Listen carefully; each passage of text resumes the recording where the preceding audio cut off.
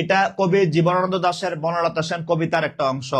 কবিতার একটা লাইন হচ্ছে এটা। কবিতাটা এমন ছিল: হাজার বছর ধরে আমি পথ হাঁটিতেছি পৃথিবীর পথে, সিংহল সমুদ্র থেকে নিশীথের অন্ধকারে মালয় সাগরে, অনেক ঘুরেছি আমি বিম্বিসার অশোকের ধূসর জগতে, সেখানে ছিলাম আমি আরো দূর অন্ধকার বিদর্ভ নগরে, আমি ক্লান্ত প্রাণ এক, চারিদিকে জীবনের সমুদ্র সফেন। একটু লক্ষ্য করেন কি বলছে: আমি ক্লান্ত প্রাণ এক, চারিদিকে জীবনের সমুদ্র সফেন, আমার দুদণ্ড শান্তি দিয়েছিলেন নাটোরের বনলতা সেন।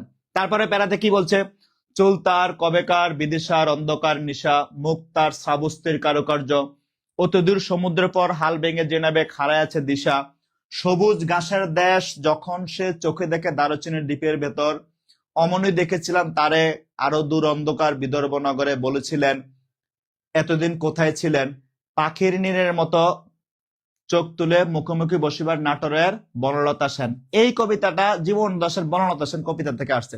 তাহলে বলছে পাখির নীড়ের মতো চোখ তুলে নাটোরের বনলতা সেন। নীর শব্দের অর্থ কি? নীর শব্দটা কোন অর্থে ব্যবহৃত হয়েছে? কবি জীবনানন্দ দাশ যখন বনলতা সেনের চোখের দিকে তাকাইছে, তার চোখের দিকটা তাকিয়ে আসে কবি এমন ভাবে বিমোহিত হয়ে গেছে, এমন ভাবে মুগ্ধ হয়ে গেছে। দেখেন, আমরা প্রিয় মানুষের কাছে অনেক কিছু চাই, প্রিয় মানুষের কাছে সুখ চাই, আরাম চাই, প্রিয় মানুষের কাছে চাই, ভালোবাসা চাই, অনেক কিছু চাই, আমরা চাই না সুন্দর হাসিও চাই।